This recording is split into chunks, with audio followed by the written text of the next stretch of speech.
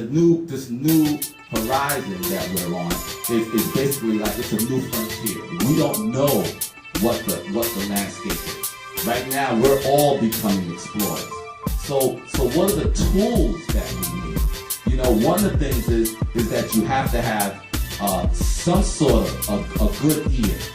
And not only having a good ear, you have to have good taste. Because there's a lot of people that want to be in the music business, but they may say, well, I have a good ear. I know what what should be put here and there and different things. But do you have good taste? Because I'll get some stuff that'll be recorded very well, but it just doesn't move me. Or I'll get some stuff that moves me very well, but it's not recorded very well. So now we have to learn to manage all these little disciplines that we have. So where does that lead us right now? That leads us to understanding a lot of things. We have to understand, one, about branding. If we're going out to set up our band, or if we're selling ourselves as a producer, or we're selling ourselves as an engineer, a recording engineer, we have to understand, well, how do we develop our brand? Well, one of the things is that we have to do is we have to figure out what it is that makes us unique in the marketplace. Because now we have to sit there and say, okay, there's a lot of people out here that wants to be in the music game. Why is somebody going to jump on me as opposed to the next guy? Well, then that's something that you have to now figure out within yourself.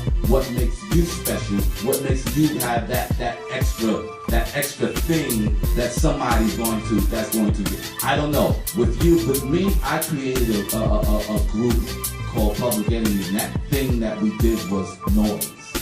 Alright, it was that extra thing that nobody else was doing that I decided to brand as some sort of a commodity. Well, that's the same kind of thing that you have to do. You now have to find that thing that's going to separate yourself as an artist or producer or musician, whatever you are. You have to find that thing.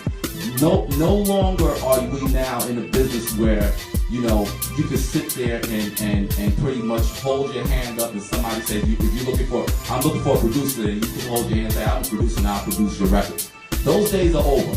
We're back to the 60s. We're in the days of the Berry Gordy's and the Al Bells and where these guys are, you have to be a pioneer now. You now have to be a maverick of all the things that you do. You have to now go find the artist. You have to record the artist. You have to now press up the records. You have to now go sell the records. You have to get that artist on the road.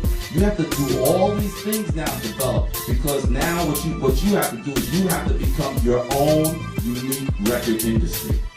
Each and every one of you have to become a record industry. Not just a record company, not just a record producer, not just a recording artist, but a record industry. You have to be a mini record industry. So that means that you have to handle all the aspects. You have to understand marketing. You have to understand the art of radio promotion. How many people understand radio promotion? Amazing.